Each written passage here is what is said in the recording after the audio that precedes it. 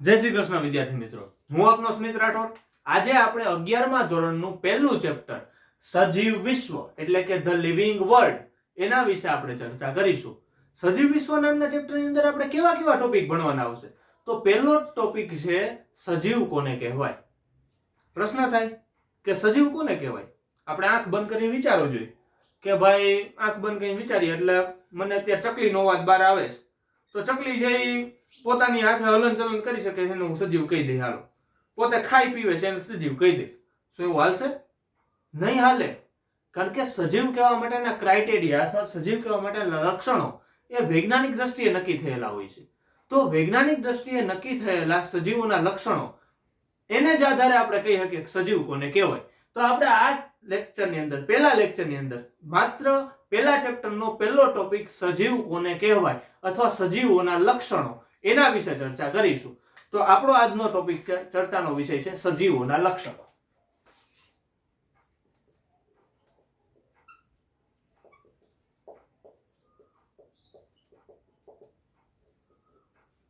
વિચારો જોઈએ સજીવના લક્ષણોમાં કયા કયા લક્ષણો આવતા હશે?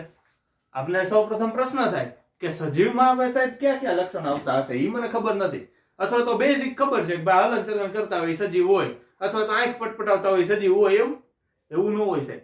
સૌથી પહેલા સજીવના લક્ષણો માટે કે આ જો ક્રાઇટેરિયાની અંદર સજીવ આવતા હોય અથવા તો આવી લાક્ષણિકતાઓ ધરાવતા હોય એને જ સજીવ કહી શકાય, અને એવા લક્ષણો વૈજ્ઞાનિક દ્રષ્ટિએ નક્કી થયેલા હોય છે। તો સૌપ્રથમ લોકો એમ કે આપણે જોતા કે ભાઈ સજીવો વૃદ્ધિ કરી શકે, આ સજીવનું પહેલું લક્ષણ છે। સજીવનું પહેલું લક્ષણ છે કે સજીવો વૃદ્ધિ કરી શકે। પહેલું લક્ષણ છે વૃદ્ધિ। સજીવનું પહેલું લક્ષણ છે વૃદ્ધિ। તો પ્રશ્ન થાય કે બહુકોષીય સજીવોમાં, બહુકોષીય એટલે કે વધારે બધા કોષો ધરાવતા એવા સજીવોમાં વૃદ્ધિ કઈ રીતે થતી હોય? મારા શરીરની અંદર, કોઈ પ્રાણીના શરીરની અંદર, કોઈ વનસ્પતિની અંદર વૃદ્ધિ કઈ રીતે થતી હશે? તો વૃદ્ધિ થવા માટે એક કોષમાંથી બીજા કોષમાં રૂપાંતર થવું અથવા એક કોષમાંથી બીજો કોષ બનવો એ જરૂરી છે।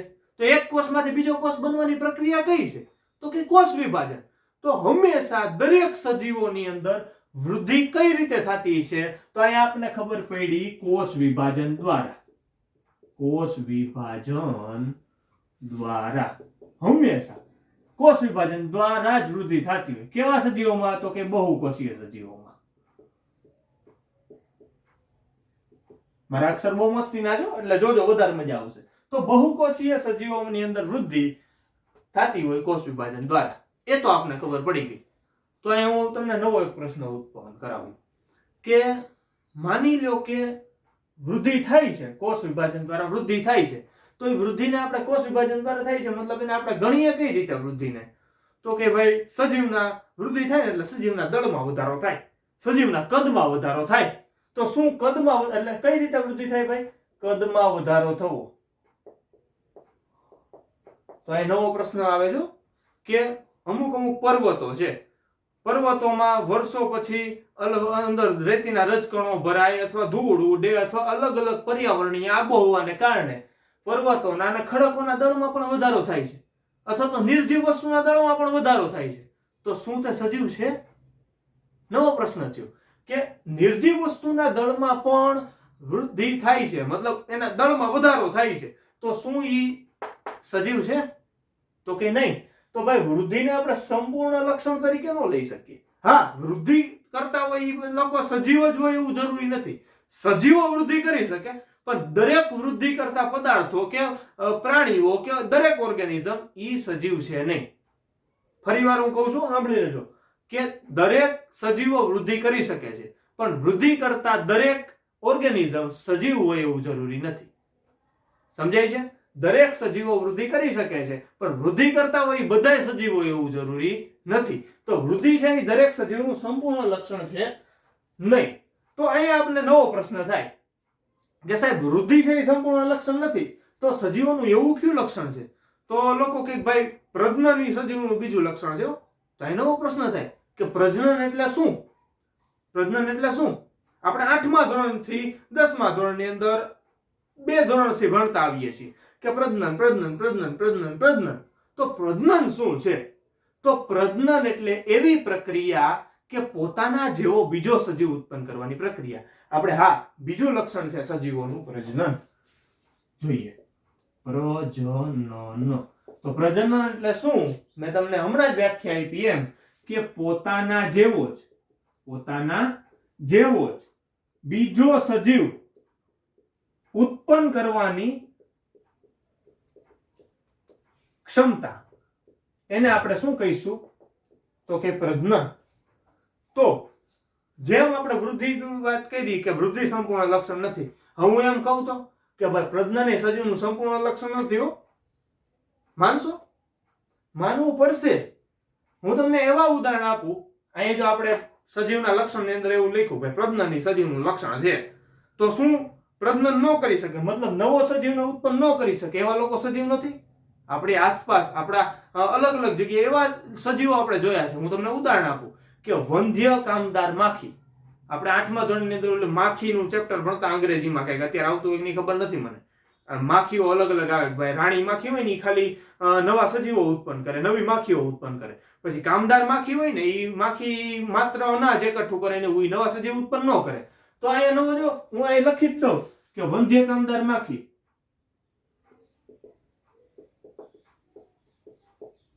પછી વંધ્ય કામદાર માખી નવા સજીવ ઉત્પન્ન કરી શકતી નથી, તો શું એ સજીવ નથી? બીજું એવા માનવ યુગલો આપણે જોઈએ છીએ ઘણા બધા કે જે નવા સજીવ ઉત્પન્ન કરવા માટે કેપેબલ નથી સાહેબ. પોતા પાસે ક્ષમતા નથી નવા સજીવ ઉત્પન્ન કરી શકવા માટેની. ગમે એવો આઈવીએફ કરાવી લે તેમ છતાં એ નવા સજીવ ઉત્પન્ન કરી શકતા નથી. તો શું એવા માનવ યુગલને આપણે સજીવ ન કહેવા? તો અહીં નવો પ્રશ્ન થાય કે શું એવા માનવ યુગલને આપણે સજીવ ન કહેવા? તો અહીંયા લખી શકાય વંધ્ય માનવ યુગલ.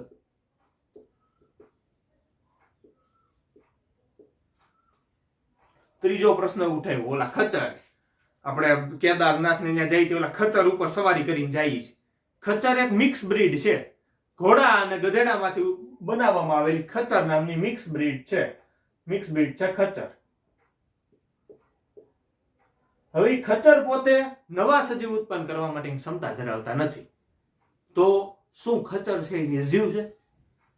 તો અહીંયા બંને આપણો વૃદ્ધિ અને પ્રજનન નામના બે પહેલા લક્ષણો સજીવના સંપૂર્ણ લક્ષણ નથી ભાઈ. હા, સજીવ પ્રજનન દ્વારા નવા સજીવ ઉત્પન્ન કરી શકે, પણ નવા સજીવ નો ઉત્પન્ન કરી શકતા હોય એવાય સજીવો આપણે ઘણા બધા જોયા છે. અને વૃદ્ધિ દરેક સજીવો કરી શકે, પણ નિર્જીવો વૃદ્ધિ દ્વારા પોતાના દળમાં કદમાં વધારો કરી શકે એવું આપણે જોયું. એટલે વૃદ્ધિ ને પ્રજનન બંને સજીવના સંપૂર્ણ લક્ષણ છે નહીં. તો હવે નવો પ્રશ્ન થાય કે સજીવનું એવું કયું લક્ષણ છે કે જે સંપૂર્ણ લક્ષણ છે અથવા સજીવોમાં જ હોય એવું લક્ષણ છે? તો સાહેબ ત્રીજું અને સંપૂર્ણ લક્ષણ છે ચયાપચય. ચયાપચયનું નામ તમે સાંભળ્યું છે. ચયાપચયને આપણે અંગ્રેજીમાં કહીએ છીએ મેટાબોલિઝમ. તો સજીવનું ત્રીજું લક્ષણ છે ચયાપચય, એટલે કે મેટાબોલિઝમ. હવે એનો પ્રશ્ન થાય કે સાહેબ અમે આ નામ સાંભળી લીધું પણ ચયાપચય શું એ અમને ખબર નથી. તો ભાઈ ચયાપચયને આપણે થોડું ગુજરાતી બાજુ વયા જઈએ. ચયાપચયને એની સંધિ છૂટી પાડો એટલે બે ક્રિયાઓનો સમાવેશ થાય આની અંદર. કેવી કેવી ક્રિયા? તો કે એક ચયની ક્રિયા હોય અને બીજી ક્રિયા હોય અપચયની ક્રિયા હોય. અપચયની ક્રિયા. હવે આ બંને ક્રિયા અમને સંધિ છૂટી પાડી નાખી, પણ બે ક્રિયા વિશે અમને ખબર નથી. તો બે ક્રિયાઓ કેવી કેવી ક્રિયા હોય? તો ચયની ક્રિયા એટલે એવી ક્રિયા અને અપચયની ક્રિયા એવી ક્રિયા છે. ટૂંકમાં ચયાપચયને કમ્બાઈન રીતે જોવું હોય તો એવી ક્રિયા કે ઘણી વખત સજીવ શરીરની અંદર અમુક વખતે જટિલ અણુઓની જરૂર પડતી હોય, તો નાના અણુઓ ભેગા થઈ જટિલ અણુઓમાં રૂપાંતરિત થતા હોય. ઘણી વખતે જટિલ અણુઓમાંથી નાના અણુઓની જરૂર પડતી હોય. Let me explain. કઈ રીતે? તો કે ઘણી વખત કાર્બોદિતમાંથી આપણે ગ્લુકોઝની જરૂર પડે છે. કાર્બોદિત છે એ જટિલ અણુ છે અને ગ્લુકોઝ છે એ લઘુ અણુ છે અથવા નાનો અણુ છે. તો જટિલ અણુઓમાંથી નાના અણુઓમાં એટલે કે મોટા અણુઓમાંથી નાના અણુમાં રૂપાંતર થવાની ક્રિયા થઈ? તો કે આ થઈ. તો ઘણી વખત એવી જ રીતે સેમ નાના અણુઓમાંથી મોટા અણુમાં રૂપાંતર થવાની ક્રિયા થાય છે. તો નાના અણુઓમાંથી મોટા અણુમાં રૂપાંતર થવાની ક્રિયા અને મોટા અણુઓમાંથી નાના અણુઓમાં રૂપાંતર થવાની ક્રિયા પણ કઈ રીતે? જરૂરિયાત મુજબ ઈ ક્રિયાને કમ્બાઈન રીતે આપણે જોઈ તો ચયાપચય કહી શકાય. તો ચયાપચય એટલે શું? તો કે નાના અણુઓમાંથી જટિલ અણુઓમાં રૂપાંતર થવું અને જટિલ અણુઓમાંથી નાના અણુઓમાં રૂપાંતર થવાની ક્રિયાને આપણે ટૂંકમાં ચયાપચય કહી શકીએ. પણ હવે આપણે ટેક્સ્ટ બુક મુજબ જોવું હોય તો ચયાપચય કોને કહેવાય? કારણ કે જટિલ અણુઓમાંથી નાના અણુઓમાં રૂપાંતર થવાની પ્રક્રિયા, નાના અણુઓમાંથી જટિલ અણુઓમાં રૂપાંતર થવાની પ્રક્રિયા, એ બેને કમ્બાઈન રીતે જ આપણે ચયાપચય કહીએ છીએ. પણ આપણી ટેક્સ્ટ બુકમાં તો કઈક એવી વ્યાખ્યા લખી છે, તો ટેક્સ્ટ બુકની વ્યાખ્યા લખ દો કે સજીવ શરીરની અંદર થતી સંપૂર્ણ રાસાયણિક પ્રક્રિયાનો સરવાળો એટલે કે ચયાપચય. તો અહીંયા લખી શકાય આપણે કે સજીવોમાં થતી સંપૂર્ણ રાસાયણિક પ્રક્રિયાઓનો સરવાળો. કઈ રીતે? તો કે ભાઈ નાના અણુમાંથી મોટા અણુમાં રૂપાંતર થવાની ક્રિયા એક રાસાયણિક પ્રક્રિયા જે છે, અને મોટા અણુમાંથી નાના અણુમાં રૂપાંતર થવાની ક્રિયા એક રાસાયણિક પ્રક્રિયા જે છે. તો સજીવ શરીરમાં નાના અણુમાંથી મોટા અણુમાં રૂપાંતર થવું છે કે મોટામાંથી નાના અણુમાં રૂપાંતર થવું છે, બે પ્રક્રિયા એક પ્રકારની રાસાયણિક પ્રક્રિયાને ફોલો કરે છે. તો સજીવ શરીરમાં થતી સંપૂર્ણ રાસાયણિક પ્રક્રિયાનો સરવાળો એટલે કે તમારું ટેક્સ્ટ બુક અને ટેક્સ્ટ બુકની વ્યાખ્યા અને ચયાપચય. તો અહીંયા વાત એ આવે છે કે શું દરેક સજીવો ચયાપચય કરશે? તો હા મિત્રો, દરેક સજીવો ચયાપચય કરશે જ. ચયાપચય કરશે નહીં, ચયાપચય કરશે જ. એટલે ચયાપચય છે એ દરેક સજીવોના આપણે સંપૂર્ણ લક્ષણ તરીકે લઈ શકીએ. તો સજીવનું સંપૂર્ણ લક્ષણની અંદર કયું લક્ષણ આવશે? તો કે ચયાપચય છે એ કેવું લક્ષણ છે? સંપૂર્ણ લક્ષણ.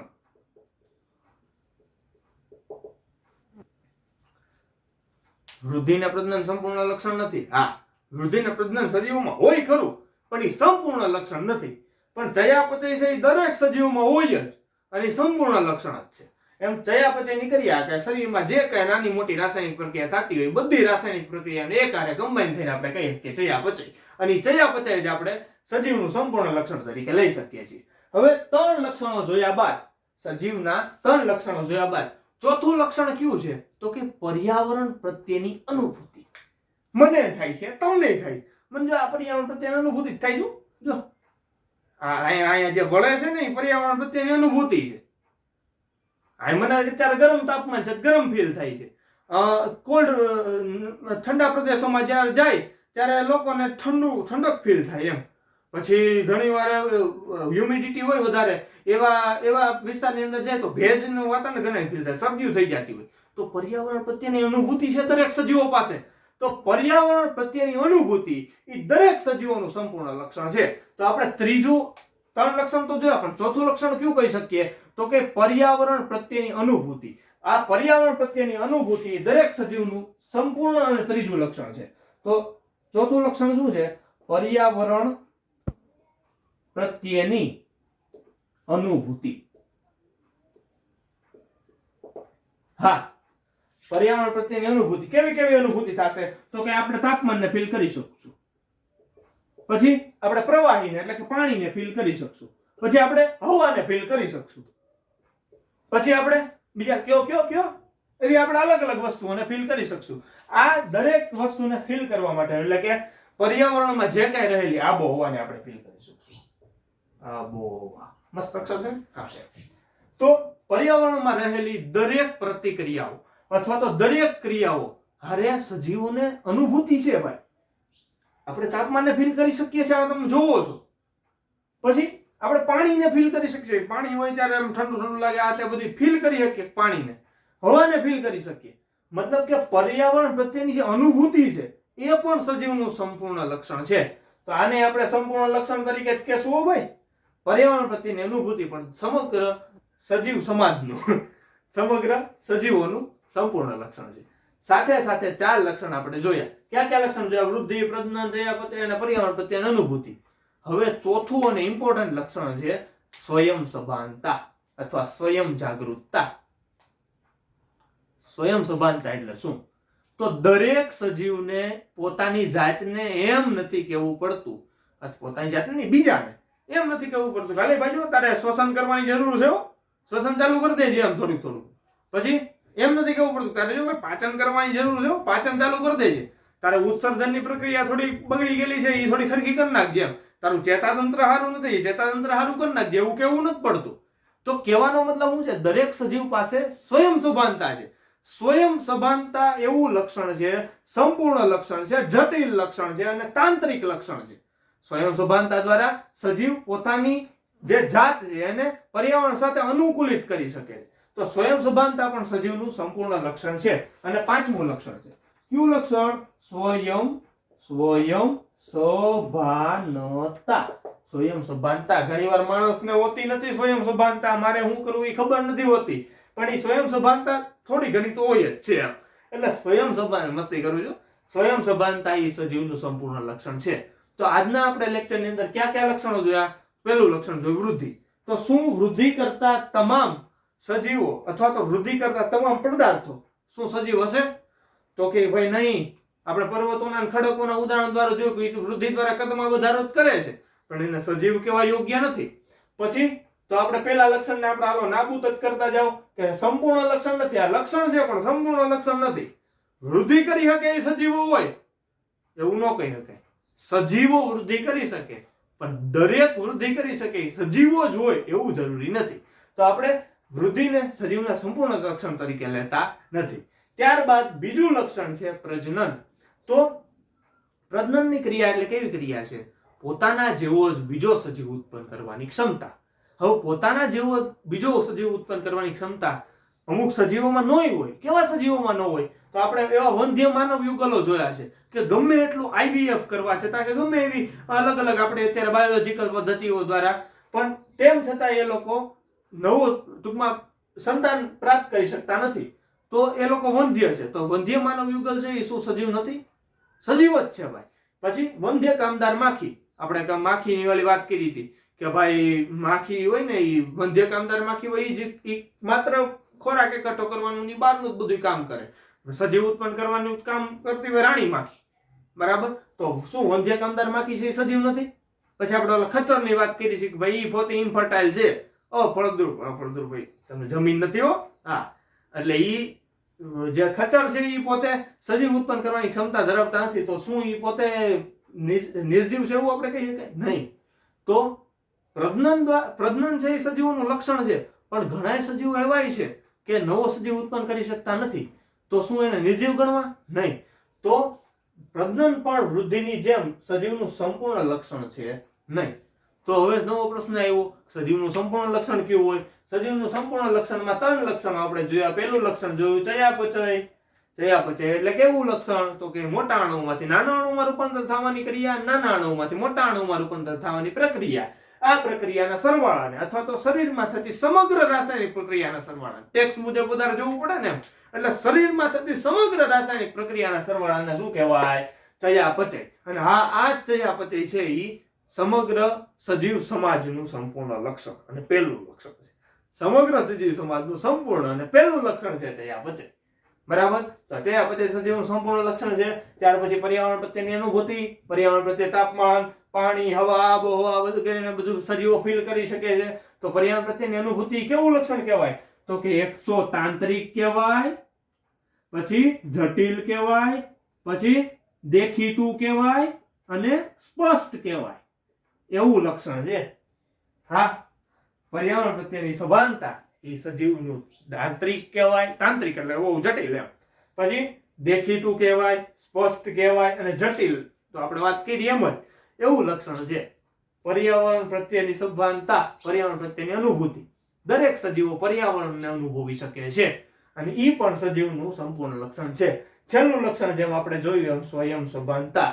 સ્વયં સભાનતા એટલે શું? કે દરેક સજીવો પોતાની અંદર ચાલતી દરેક પ્રક્રિયાઓને એની આપમેળે જ ચલાવે છે.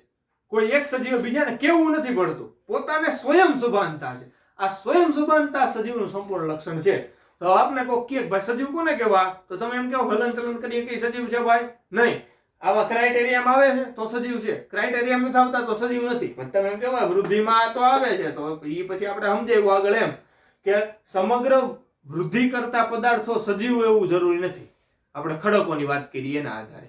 પછી અમુક પ્રજનન મતલબ કે નવા સજીવને ઉત્પન્ન કરી શકવાની ક્ષમતા ન ધરાવતા હોય એવા લોકો સજીવ છે. એટલે વૃદ્ધિના પ્રજનન સજીવનું સંપૂર્ણ લક્ષણ નથી. પણ સજીવના સંપૂર્ણ લક્ષણ ક્યાં ક્યાં છે? તો કે ચયાપચય, પર્યાવરણ પ્રત્યેની અનુભૂતિ અને સ્વયં સભાનતા. આ લક્ષણો સજીવોના સંપૂર્ણ લક્ષણો છે. તો આજના લેક્ચરની અંદર આપણે પહેલા ચેપ્ટર સજીવ વિશ્વ એનો પહેલો ટોપિક સજીવ શું છે અથવા તો સજીવના લક્ષણો ક્યાં ક્યાં હોય એ લક્ષણો વિશે ચર્ચા કરી. સજીવના લક્ષણોમાં જે આવે છે એ અમે સમજાવવાની ટ્રાય કરી. એ આપ નિહાળો અને સારી રીતે શીખી શકો એવી આશા સાથે જય હિન્દ, જય ભારત. Thank you.